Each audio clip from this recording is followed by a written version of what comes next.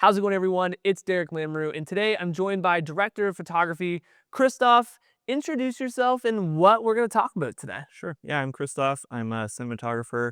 I work in the film industry, but I also dabble in YouTube and I have some experimental stuff on Instagram. But my main bread and butter is definitely narrative film. And the thing we're looking at today is a PSA that we did for Mothers Against Drunk Driving.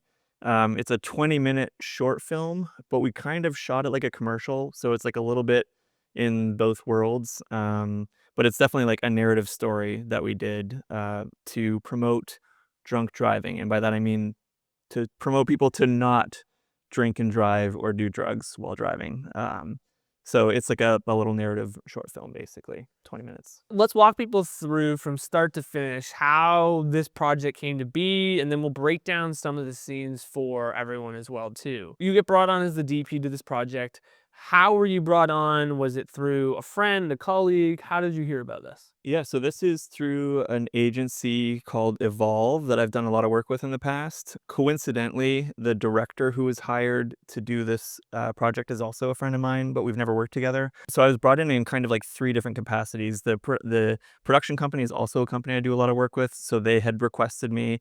The agency wanted to work with me, and then the director was like, "Sure, twist my arm." Like she wanted to work with me for a while, so they already had a concept. It was written by somebody other than the director, but the director did some tweaks on it. And then by the time I was brought in, everything was kind of already laid out. I think they even had like storyboards done at that point. Wow. So it was basically just like a technical standpoint, like how do we actually shoot this in 4 days? So you have a 4-day shoot, you have a 20-minute film. How do you go about planning for something like this size? So the planning, we definitely, like the director and I will have a few conversations. We'll look at some references. This one was like very interesting because we had three different styles of shooting that we did. The story is basically about these two girls that are vlogging their summer. So they have, this exciting stuff planned and they film it on a vlog camera. They have FaceTime calls with each other and they film stuff on their iPhones. And then we had some sort of cutaway scenes that would be shot in like the cinematic world, which we would use on like a Red Epic or a Red Dragon. So we had three different cameras that we were using depending on the style that was happening. So we had looks kind of for all three of those in terms of how we wanted it to be. We decided pretty early on that all of the sort of narrative components would be shot on sticks or gimbal. So it was like really smooth to contrast like the handheld feel of the vloggy stuff. And then the lighting was a little bit different and stuff too. So we kind of looked at different looks for that. We had like our lookbooks. And then what I like to do when I'm planning stuff is kind of like pack that all into my brain before the shoot. And then I don't like to reference any of it once we actually get to set. I just like to work off of my memory of what we thought something would look like. I'm a big fan of that. I think pulling up references on the day just makes your brain want to do that thing and not your own. For sure. And the references we're looking at are from like movies that probably had like 3 days to shoot a scene, whereas we're shooting like 8 scenes in a day. So it's like there's no way we're gonna get it to look as close as we can to that. But the reality of small indie shoots like this, so it's 20 pages in 4 days, but it's actually we had to do English and French. So we're doing like 10 to 12 pages of shooting per day, which is a lot in the narrative world. But the benefit is like everything we would do it in English and then we would do it in French or vice versa. So it was only, it was less setups than a normal 12-page day. But yeah, I don't like to look at those references once we've kind of like gotten past the pre-production phase. It's just like now it's our project and we just work off of like what we see on the monitor and what we want it to look like. You're in the planning stages. You've gone through the lookbook with the director. Now you're picking, your keys for the team. How do you pick your camera package? How do you pick your lighting package and plan out those things ahead of time as well too? I own my own camera gear, and for me, having something that's reliable that I understand well kind of trumps like what the newest tech is. So I'm shooting on primarily on an Epic Dragon, which is like a 10-year-old cinema camera, but I know it so well and I know what it's capable of and what it's not, what its not strong suits are. And because we didn't have a huge budget on this, it was just like I'm using my own package for camera. Lighting wise, we used your grip package and we used a lot of your Lightbridge stuff actually, which came in really handy. Yeah. I'd never worked with it before, but I had seen it ever since the event that you had here, and so I've always wanted to try it out. And again, I own a lot of lights, and so it's a lot of like what I know I can work with. And then I think we added a few things from your package as well. Yeah, the Um, Lightbridge stuff really, like, once you try it, it's really hard to go back. yeah. Oh, yeah, for sure. I mean, I'm a big DIY guy, so I have, like, my own versions of all that stuff, but there's nothing that beats, like, the durability and how well thought out that system is in terms of, like, if we just wanna take it down a stop or add some diffusion to it, we're not, like, jerry-rigging stuff on the fly. It's just, like, there ready to go. So there is something to be said for the professional grade stuff. Yeah, I remember my first mirror kit was dollar store mirrors, Yeah. glued to wood with, like, spigots in the back of Yeah. them, Yeah, and 750 thing, just yeah. so you pick your camera package, you pick your, your lights, your camera gear, your grip gear. Now you go into the day of filming. You've got a lot of content to shoot in the day. How do you go about managing, getting all of the content you need to make your day, but also getting the look that you want as well Mhm. too? First of all, shout out to the ADs because those are the people who actually make sure that we make our days. And if you work with a good AD, they kind of understand the things that we want because a lot of what we do, especially when we're on a really tight timeline, is very time dependent in term. And when I say that, I mean like the time of day. So if we're doing exterior scenes in the front yard and the backyard, it's like, okay, the front yard stuff maybe is better to shoot in the morning because of where the sun is, and the backyard stuff is better to shoot at the end of the day because of where the sun is. So if you're lucky and you have an AD who's willing to kind of like bend over backwards to make your requests work, that kind of gets you, a huge chunk out of the way because you're not fighting with the sun to get what you want. You're working with the sun to get what you want. And then kind of learning how to make compromises is something that I've gotten really good at, especially in the indie world. So we definitely know what we really want the thing to look like. And sometimes we're able to get it there in, the 8 to 10 minutes we have to set up a scene. Not always. So it's learning to be, okay, like, let's, make a small compromise on this scene so that we have like that extra 15 minutes on the scene that really matters that we're doing, right before lunch or whatever. So kind of learning how to manage your time well on set is something that just comes with experience, and having a good team of people around you who are kind of whispering things in your ear and making sure you're staying on track is essential. Yeah, and you kind of live and die in prep. So in the prep phase, we'll kind of flag stuff that we know we really like. This upcoming scene is really important. So let's just kind of like hurry through these scenes. Not that we're going to make massive compromises, but like let's make sure we get to this scene and give ourselves enough time so the director can work with the actors, get the performances they want, and we can get the lighting and the camera movement that we want on it. A big common theme that I like to, make sure that when I'm working with the DP is like, I want to make sure that me as a director is not slowed down by a DP. And as Mhm. soon as I work with a DP that's more focused on the lighting than the story, I'm like, we can't work together again. For sure. Yeah, that's a big thing for me because I mean, we all look at Instagram and we see like, the DPs that we really admire and the work that they're doing. But I do see a lot of stuff that this I kind of get sucked into the cinematography a little bit and sucked out of the story. And a big thing for me is like making sure that we're not doing something that doesn't service the story. At the end of the day, that's the thing that matters the most. So even if you want your really fancy, lighting for a specific scene or really fancy like one or whatever, if it doesn't actually serve the story, then you're kind of doing it a disservice. Especially in a narrative like this, like you have 20 minutes. It's not like a 60-second spot where it's like, let's make everything perfect and Yeah, beautiful. Like yeah. that's not a You reality. gotta you gotta pick your battles. Yeah. So you get through the day. What was like the biggest lesson learned after this 4-day shoot? I mean, you've done a ton of Netflix stuff. You have a very large repertoire of stuff, but every shoot I feel like there's a lesson learned. What was the Mhm. biggest lesson from the shoot? I've learned to have, like, better contracts for myself, because one thing that happened with this one is I had no involvement in post, and I'm not even sure if they did have a colorist. We had a DIT on set who was helping us put looks together at the end of every day, and I don't even think they really used that as a reference, but because I didn't have anything in my contract going into this, there was nothing to protect me there to make sure that the final image was what I wanted it to be. And it's not that I'm, like, displeased with how it turned out, but I think if I had been able to work with a colorist on this, I think I would have been a lot happier with the final product. I would say the shoot went about as well as it could. I don't think there was any, like, really hard lessons that we learned on that one because I had a great team, and so we were all kind of able to kinda work really quickly, because we had some crazy setups. Like, we did some stuff with car rigs, and, we were moving around this house quite a bit, so I think it went about as well as it could, but my only regret was kind of that I could have been more involved in post and make sure that the final image was reflective of how I wanted it to be. Do you like typically being in the color session for the work that you're doing with other shows or other commercials? Like, is that something you think completes the work as a DP? Totally. I think it's like, maybe 50% of the job. Wow. Okay. Well, maybe not 50, maybe it's like 33. I think there's like prep and then on set and then post. And I think it's probably, carries equal weight to those. But I mean, a thing I've definitely learned is having a good DIT that I trust because especially I do a lot of series, and when there's showrunners and producers and, networks involved, you kind of get a lot of that creative freedom taken away from you in post, at least on the stuff that I've worked on.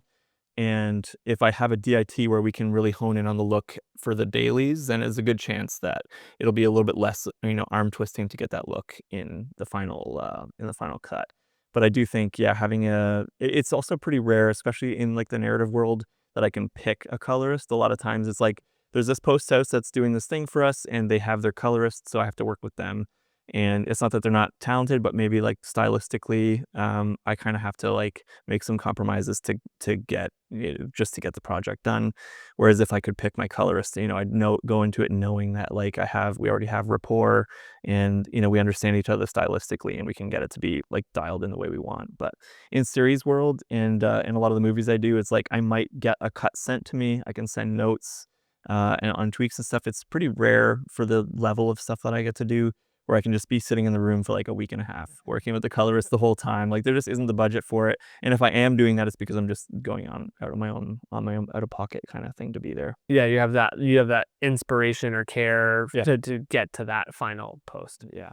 Okay, so let's break down this project. I mean, let's get right into it. Let's start with the bedroom because you spend a lot of time in this bedroom sequence. Bedrooms are challenging to film in traditionally. They're beige, gray walls. They need a lot of art deck. They're small spaces in a real house. How did you kind of first conquer the bedroom in terms of the look, and then from a lighting perspective as well too? Yeah, that's a really good setup because this bedroom was tiny and it wasn't a set, it was a real house, and we were filming in other parts of the house at the same time. So we were lucky to have an art director that I've worked with a lot and a production designer that I've worked with a lot, who are local Hamilton people. And the nice thing about working with people that you've worked with before is you don't have to communicate a ton going into it because you already have rapport with them. But we definitely wanted this to feel like a teenager's bedroom, so it was a ton of art that made our life easier. We put like twinkly lights and all the kinds of things that we like to add as DPs. Yep. But yeah, I mean, we can jump right into it if you Yeah. want. Like, Yeah. Let's pull up uh, the frame. so this scene kind of I'll turn the music off, I guess. The scene kind of starts off in like the cinematic world, we'll say, where we shot it on cinema camera and it's on like a gimbal that's kind of like finding or like exploring the room and just giving us all these little pieces of character that tell us a little bit about who the person is that we're filming. So we start with like some family picture frames and stuff, and then we get into like some Polaroids of her with her friends and some like inspirational quote posters and stuff like that. And then we land on the computer, which is where most of this movie takes place. So the premise behind the movie is that one of the characters in this is kind of going through all of her memories from the summer with her friend. So she's pulling up videos from their vlog that they do. So once we kind of jump into the computer world, we're now on the vlog camera. And the way we kind of established the difference is because it's tricky, especially because we didn't have a colorist, where we're not like having different, distinguishable looks. Was we tried to have this scene where she's like playing with the lens and getting the settings right, and she's looking directly down the barrel just to kind of like separate us from the world that we just came from, which is like the third party viewer world. Um, so the first stuff we shot on a red Komodo, and now we're on an FX3, which is like a great cinema camera, but it was light enough that she could kind of adjust it and hold it herself for the most part. So yeah, so you can see here like all the production design that the production designer did to kind of like help us, build the world. It's really small in there, so we have lights coming through the windows, and that's the primary way that we're lighting this scene is through the windows. But yeah, that's What are you using outside to light? Is this where you're introducing some of the mirrors for this one? this one, yeah, pretty much every scene we were using the Lightbridge. One of the tricks because I never really played with it before, we were experimenting a little bit, And normally what I would do for a scene like this is have a big like 8 by bounce outside the window, and we would shoot like a 600 or a 1200 D into the bounce and have that coming in through the window. So it's like a softer, it's kind of like imitating like a wispy clouds day, essentially. And what was cool is with the Lightbridge is we could use the same light. And I think I have some BTS I can show you after. I can send it to you after, where we have like the 6 by bounce, or maybe it was an 8 by, and then we have the Lightbridge as well. So the light is hitting both of them, and so we're getting some like harsh stuff from the mirror board, and then more soft stuff coming from the 8 by bounce, because it's not an ultra bounce. It's just like a silk with black wrap on the back, or 6 by black solid on the back. And is this, frame left, is that natural or is that like an added That's thing? added in, yeah. So all the light in this is unnatural. I think it was raining most of the time that we were shooting this, all the interiors. So there was no natural sunlight coming in. We had to add all of that. Yeah. And so I guess for people that maybe aren't used to like, commercial world or narrative, the biggest thing in this is like you might be shooting in here for 5, 6, 7 hours. So you got to keep that look consistent. Yeah. And that's why, building, the grip world and the lighting world becomes more important when you don't just have like 15 seconds to shoot the For perfect sure. shot. Yeah. It's nice. I mean, especially when you're scouting, you always be looking for like what is kind of naturally happening in this room, and that's what we're trying to recreate. But like you said, we're trying to freeze that moment in time so that it can just happen for the whole duration and we have like full control. So I take my inspiration from how it would look naturally, but we're just making it be like that forever. Yeah. Cool. And so you rigged the FX3 up for some of these shots. This shot, we start to feel that vlogging sense. Go through some of the other kind of vlog setups because I think that's a really unique perspective. Especially as like a viewer, you're like, let's try something different. And we don't have to use a phone. We can still use a quote unquote good camera, Yeah. but make it feel like a vlog. Yeah, for sure. The first one we showed is just it's like on a tripod. They're kind of introducing themselves to their vlog for the first time. This is the first time we had to try something handheld with her. And she's like a 15-year-old, teenager, and she's not an actual vlogger. So, and if you ever seen like Casey or Peter McKinnon or people who fold, like they have like crazy this muscles from like having to hold a camera like that. She definitely didn't have that. So in a lot of cases, she was fine to hold the camera herself, but there were instances where we would get a grip to intervene. This was one of them because you'll see there's like a moment where she actually like drops the camera, and it was like an FX3 with like a 17 to 50 or something on there. So we get that wide sort of look, but she's controlling the movement, and I just have my grip kind of like helping just keep it stabilized. And then when it falls over, making sure it lands where we wanted it to land. So there's a moment where he like tosses her a beer or whatever, and then she drops the camera, and this is where. But like if you're just watching this, you wouldn't know that there's like a grip holding the camera No. there. You would think she's just vlogging, and so this is one of those things where it's like I probably wouldn't put this in my demo reel. Like it's not that kind of a look, but it's like it served the story well, and that's so it doesn't always have to be for your demo reel as long as it's like pushing the story forward. Well, I think that's the biggest part why I love your work as like you live in the world of narrative where like not every shot needs to be like this immaculate Rembrandt lighting perfection. It's like stories are the most important part. Yeah. And it's like you can light the scene, but if you overlight it, then the story becomes less important. And like this scene doesn't need a lot of finessing. The person is doing the heavy lifting. Yeah, for sure. I think that's where like music videos kind of diverge from that a little bit. Like you can get really because it's not it is all about the style. Yeah. And so that's why I like somebody like Brad Scholl's work. And I'm like I've been trying to cut a reel for myself for like 2 years, but it's so much narrative and it's just like I don't think people want to watch 3 minutes of like shot reverse shot.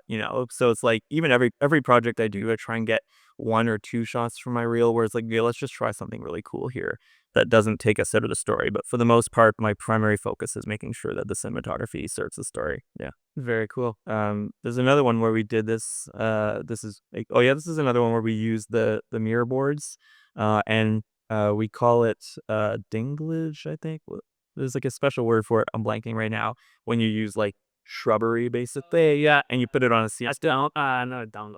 Is it dingle? Dangle. Dingle. Yeah, dingle. Yeah. So we dingled the light gear. We dingled the pattern. So for those that don't know, a dingle is just making your background not look like flat or just look like light. You're adding what could have been, real in the real world, but we're faking that for sun. Yeah, so you can see, I mean, we have like this sort of natural streak going in the background there. And then this is where we use the Lightbridge and that 6 by grid to get sort of these, and then we had the dinglage in front, and I'll send you the footage of that. But to kind of break up the light and just makes it feel a more natural, like how light would actually be if it was maybe reflecting off of the house across the street and coming through the window.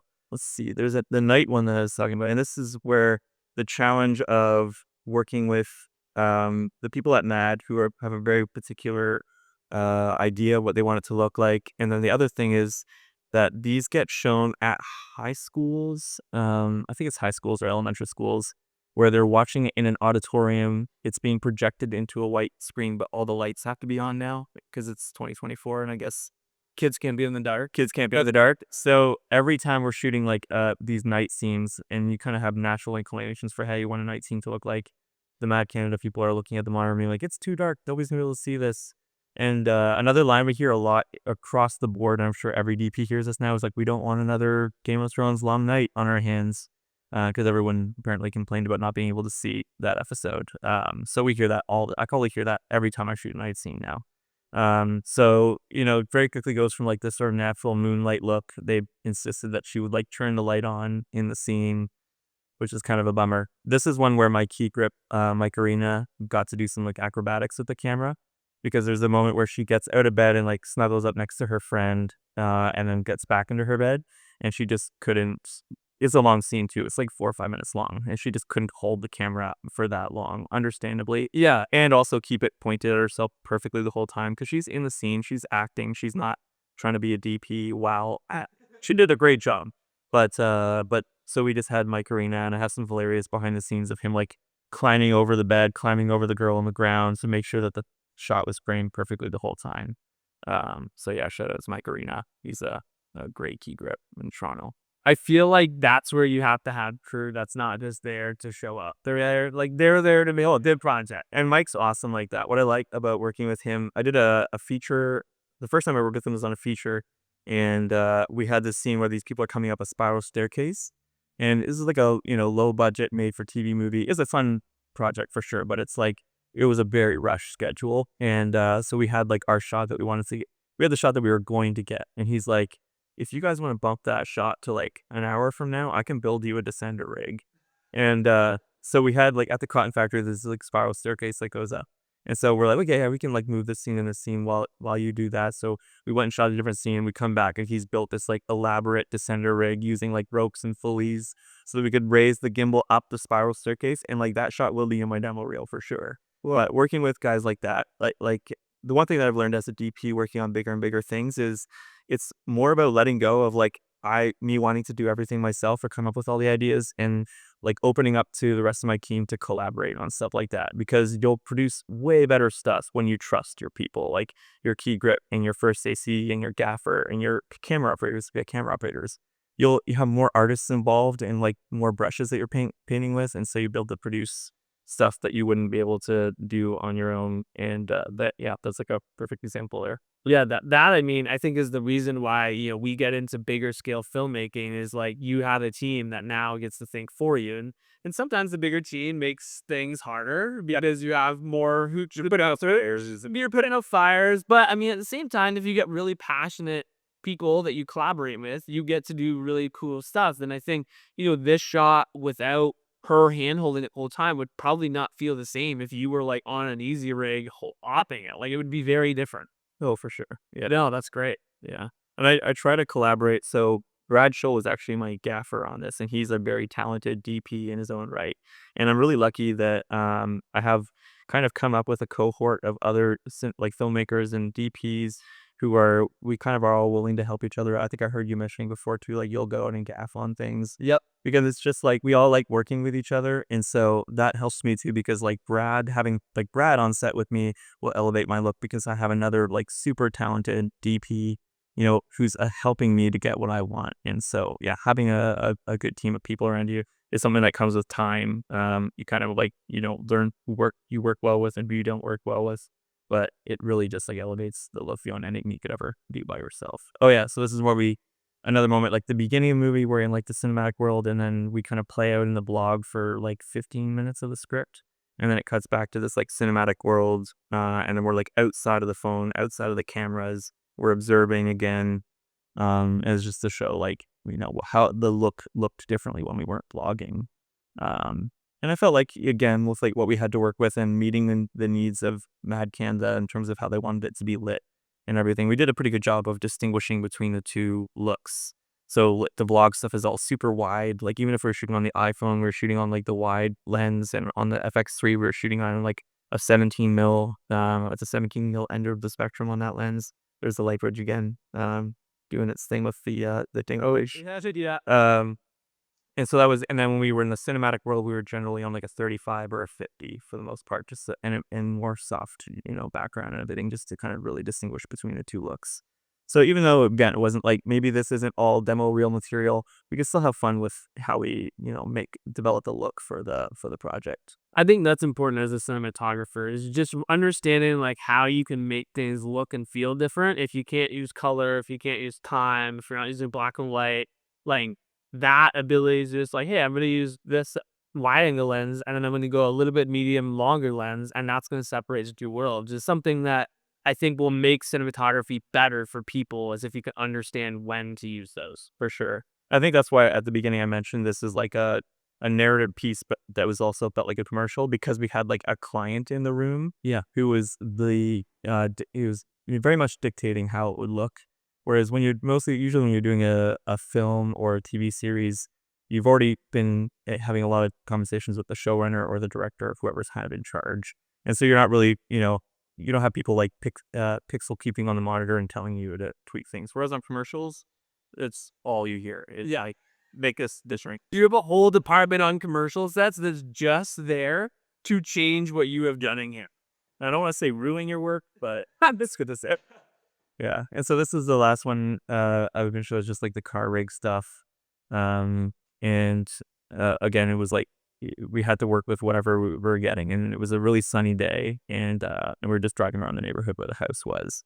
So we had three different rigs, and again, we had like probably like the second half of the afternoon to do all the driving stuff for a big chunk of this. So it's pretty rushed, but again, like having Mike Arena, who's like a really experienced key grip, getting the car rigging for us, and he would kind of be working on it throughout the day, so that when we got to that scene, it was basically ready to go.